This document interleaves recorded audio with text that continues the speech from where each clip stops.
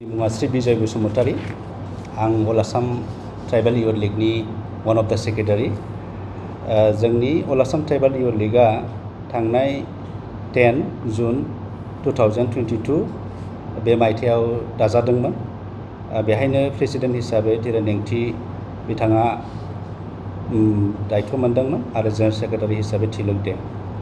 जा जोङो अल Assam tribal youth लीगआ माखासे जों बिटिआर हालामनि जेनाखि हाफोर हा-हु बिसोर गासिबो गभर्नमेन्टआ स्टेट गभर्नमेन्टआ लेन्ड अफ बेंकआव लांनायनि षड्यन्त्र खालामबाय।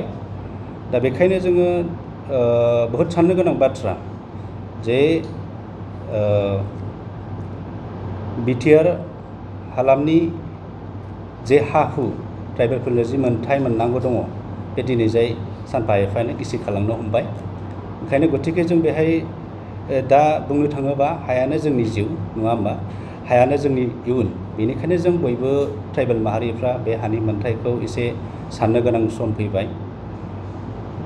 दा जोङो अल आसाम ट्राइबेल युथ लीगआ बिटिआर पार्टनि अल आसाम ट्राइबेल युथ आन्डार बिटिआर आरो अल आसाम ट्राइबेल संघ आन्डार बिटिआर गासै जों ज' जानानै बाक्सा, उदालगुरि, चिरां, क'क्राझार, बिजिनि, परबतजरा, क'क्राझार जों जयैनो मोनसे गेट टुगेदार मिट लादों जाहाथे जों बे फैबाय थानाय समाव जों दिनैनि बे हाबाफारियाव फैगौ समाव थाबैनो मान होनो गोनां बिटिआरनि चिफ बा CEM बिथां प्रमद बर'नो मेम'रेन्डाम गाथिगोन। खारन जोङो बिथांखौ जों खावलायो बे मेम'रेन्डामनि गेजेरजों जों खावलायगोन जे जाहाथे बिटिआर पार्टनि जे हा नियादि मोननांगौ दं, दखलाव दं, बैफोर हाखौ थाबैनो जों मावफुंनानै होयो। खारन दिनै जोङो एलटमेन्ट जे हा मोननांगौ, नियादि मोननांगौ, बै हाफ्रा दिनै जाय स्टेट गभर्नमेन्टजों सानफा एफा जुदि एन्जरफोर बादि मोनफा मोनफा जालाङोब्ला बा गुगालाङोब्ला हयथ' जों tribal and block belt and block बे हाया माबोरै थावरिनानै थागोन।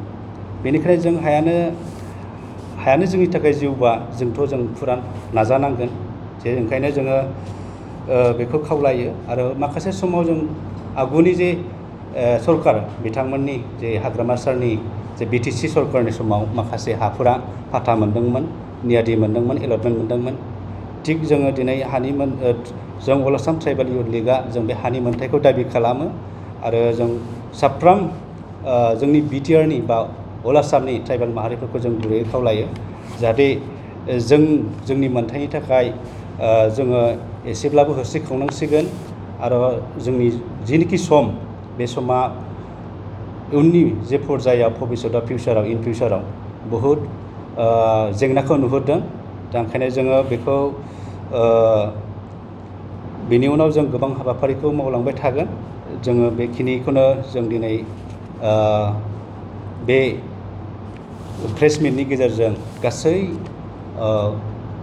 अल आसाम ट्राइबेल माहारि आरो बिटिआरनि ट्राइबेल माहारिफोर बिथांमोननो जों प्रेस मिटनि गेजेरजों मिथिहोनाय जाबाय होननानै खावलायनाय थाबाय। जोंथ' अफर्स खालामो जोंनि अल आसाम ट्राइबेल युथ लीगनिफ्राय जों बेखौ बुंगोन।